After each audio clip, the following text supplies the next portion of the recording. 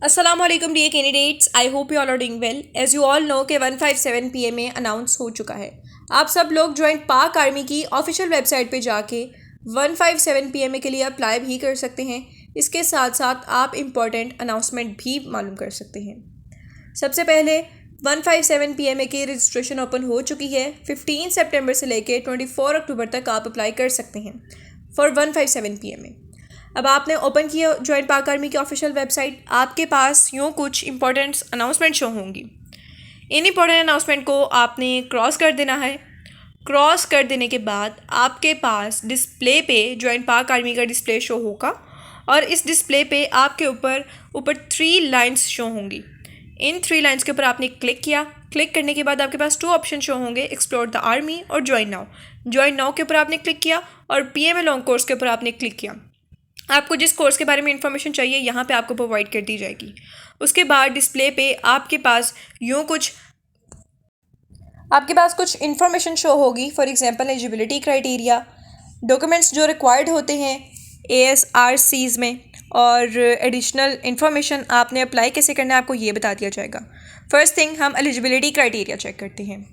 Intermediate और equivalent जो candidates होते हैं उनकी जो एज होती है वो होती है 17 से लेके 22 ईयर्स तक।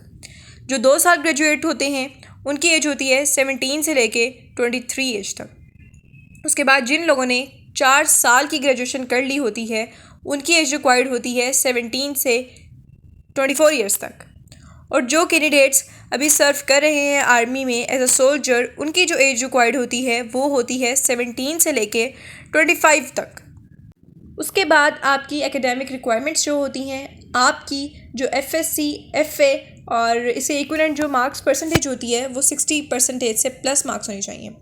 डियर कैंडिडेट्स, मैं आपको बता दूं कि पिछले कोर्स तक आप 55% के साथ PMA में अप्लाई कर सकते थे, लेकिन इस दफ़ा आर्मी ने अपना क्राइटेरिया चेंज किया है और आप 60% के से मार्क्स तक जब अगर आपके ऊपर होंगे मिनिमम, तभी आप अप्लाई कर सकते हैं।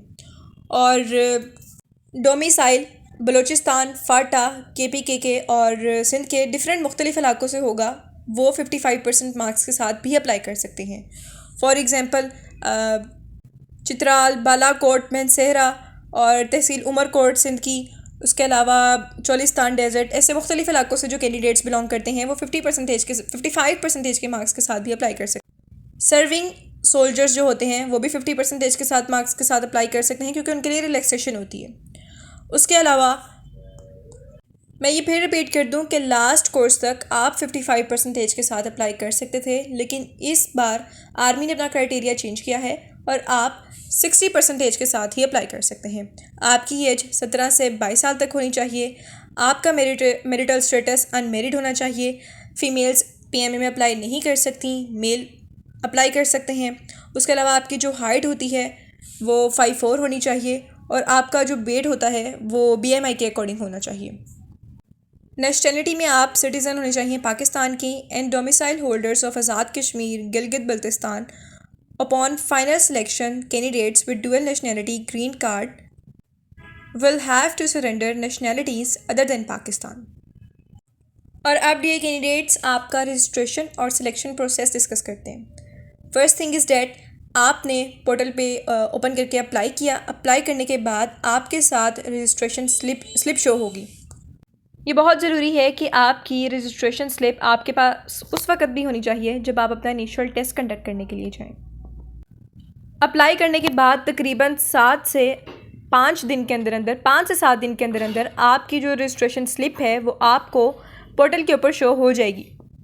और ये कैंडिडेट्स रिपीटर का ये क्राइटेरिया होता है कि अगर रिपीटर ने दोबारा इस कोर्स के लिए अप्लाई करना हो तो उनका मेडिकल होगा, फिज़िकल होगा एंड देन डायरेक्ट जाके उनका ISSB कंडक्ट होगा।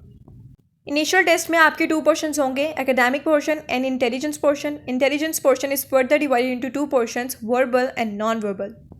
उसके बाद आपका फिज़िकल टेस्ट होगा एंड मेडिकल टेस्ट भी, ये सेंटर के स्केड्यूल के ऊपर डिपेंड करते हैं। और फिर आपका इंटरव्यू कंडक्ट होगा। और कैंडिडेट्स, इंटरव्यू से पहले हर कैंडिडेट ने 10 से 12 लाइंस का ऐसे उर्दू में और इंग्लिश में लिखना होता है प्लेन पेपर के ऊपर। एंड देन जो कैंडिडेट अपना इनिशियल टेस्ट पास कर लेते हैं वो आर्मी सिलेक्शन सेंटर के ऊपर एक बायोडाटा कंप्लीट फिल करते हैं और ये बायोडाटा आप ऑनलाइन फिल करते हैं, जो कि अवेलेबल होता है उसी वेबसाइट के ऊपर जिस वेबसाइट से आपने अपनी रजिस्ट्रेशन करवाई थी। Dear candidates, at any point आपको अगर किसी चीज़ की समझ नहीं लगी, आप नीचे कैप्शन में दिए गए एडमिनिस्ट्रेशन के नंबर पे कांटेक्ट करके अपनी क्यूरीज सॉल्व कर सकते हैं। Best of luck.